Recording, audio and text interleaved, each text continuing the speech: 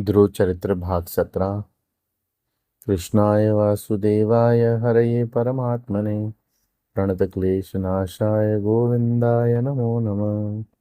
मैं काफी बार बोला हूँ, अपने भूत का केवल तिरस्कार करना है, बाकी कुछ नहीं। भूत को हम ठीक नहीं कर सकते, उसे डिलीट करने के अलावा दूसरा कोई उपाय नहीं। उसे भूल जाना ही साधना है।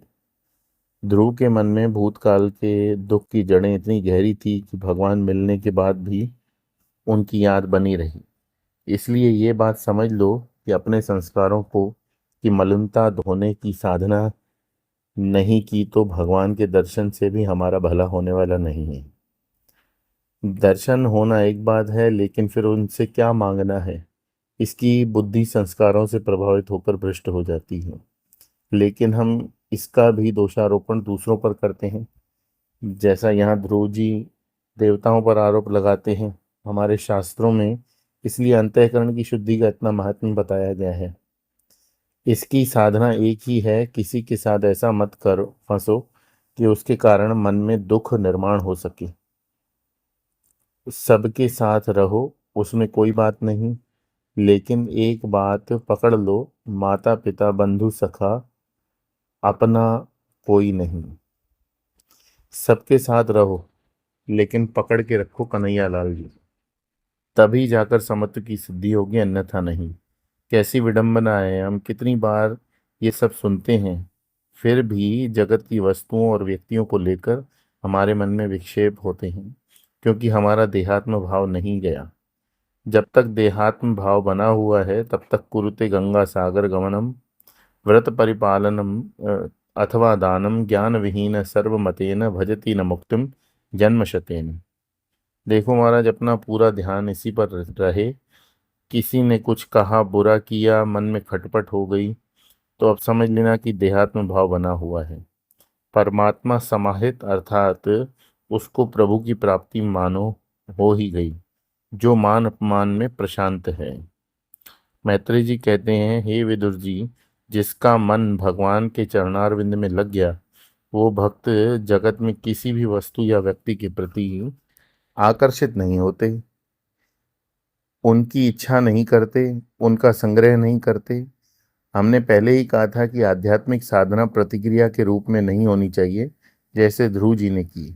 साधना तो उन भक्तों की होती है जिनके मन में किसी प्रकार की कड़वाहट ना हो। साधना तो तब होती है जब हमें कुछ चाहिए नहीं, ना हमें किसी का भला करना है, ना किसी का बुरा।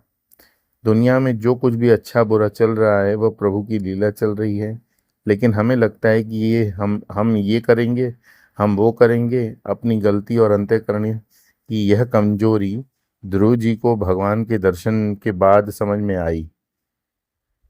यह तो ऐसा ही है कि कोई कहे, जल्दी बताओ क्या चाहिए, तुम्हें जो भी चाहिए वह मैं देने को तैयार हूँ। मांगने वाला हड़बड़ा कर खैनी की डब्बी निकाले और कहे, तंबाकू है तो हमारे पास है, चूना है क्या? भगवान से याचना करने का अर्थ है उन्हें गलती बताना कि आपने मेरे लिए नहीं किया, गलती की, अब ठीक कर दो भगवान। मुझे लगता है कि आप भूल गए, मुझे दो लड़कियां तो दे दी, लड़का नहीं दिया। भगवान कहेंगे, भगत जी माफ करना, गलती हो गई, अब तुमको पुत्र हो जाएगा और वो परेशान करेगा। देख लो वासुदेव जी को, दशरथ जी को, दोनों पुत्र के कारण परेशान हुए। इसलिए भैया पुत्र प्रभु से इस जगत में कोई मांग नहीं करनी, उनको गलती बताना ये शरणागति के लक्षण नहीं। प्रभु से प्यार केवल प्यार के लिए हो। नारद भक्ति सूत्र में आता है कि हम जिससे प्रेम करते हैं उसके सुख में सुख है।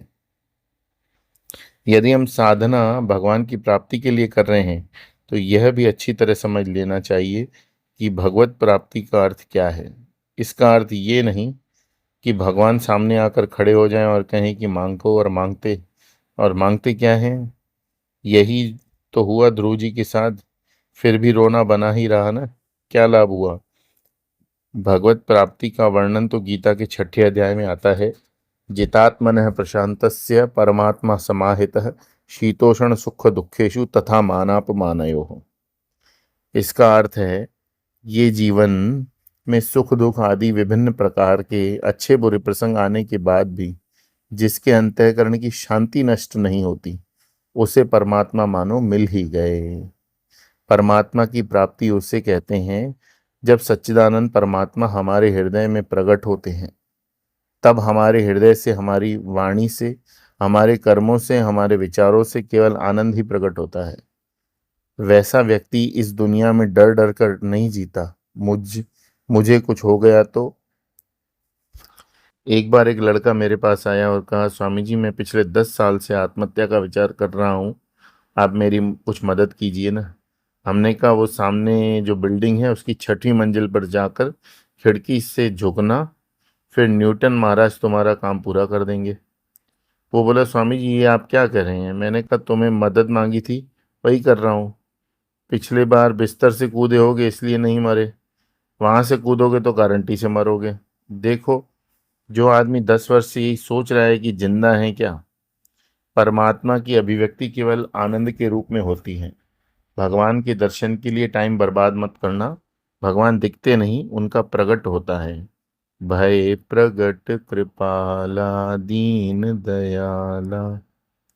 भगवान प्रकट होते हैं उस भक्त के हृदय में जिस जिसमें किसी के प्रति कोई दुर्भावना नहीं। भगवान वासुदेव के पुत्र के रूप में प्रकट हुए। वासुदेव का अर्थ है शुद्ध अंतःकरण। जिस अंतःकरण में किसी प्रकार की कामना नहीं, उसी में काम पति विराजमान होते हैं। इस परमात्मा को अपने हृदय में प्रकट करना तो साधना है, में काम की गंदगी बिल्कुल ना हो। जब तक हमारे हृदय में जरा भी कामना होगी रहेगी, तब तक सारी पूजा पोथी उसी के लिए चलेगी।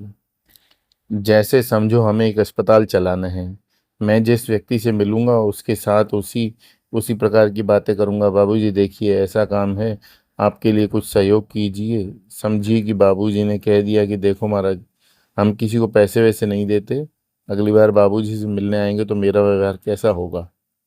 हमें यदि कोई प्रोजेक्ट पूरा करना है तो हम हर कार्य का, हर मिलने वाले का इस्तेमाल उसी के लिए करना चाहेंगे।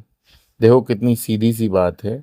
यदि रात को सोते समय हमारे मन में कोई कामना नहीं हुई तो बढ़िया नींद आएगी। समझो एक कामना है, सुबह 5 बजे की फ्लाइट पकड़नी है, 3 बजे रिपोर्टिंग टाइम है, घर से 2:30 बजे निकलना है।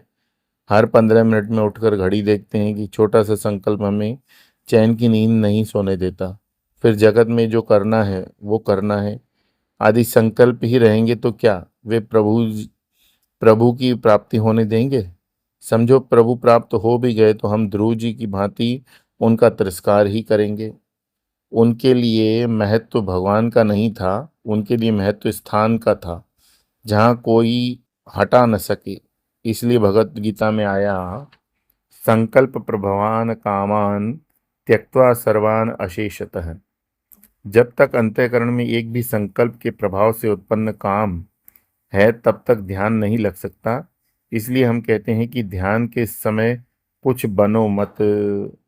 यदि पति बनकर ध्यान करोगे तो पत्नी आड़े खड़ी हो जाएगी। यदि सास बनकर ध्यान करोगे तो बहू ही दिखाई देगी। किसी का दुश्मन बनकर ध्यान करोगे तो एक क्षण के लिए भी ध्यान नहीं लगेगा। जब हम कुछ नहीं बनते, कुछ भी बनते नहीं, कोई संकल्प नहीं होते, तब हमारी स्वाभाविक चेतना सत्ता है उसके आवरण दूर हो जाते हैं और चैतन्य का प्रागट्य होता है। मीराबाई कहती है, घूंघट के पट खोल रे तो है पिया मिलेंगे। वो घूंघट क्या है? वो वृत्तियों का है, इच्छाओं का है, राग द्वेष का है, मांगने का है, डर का है, काम का है, क्रोध का है। इन सब की विस्मृति ही परमात्मा की स्मृति है।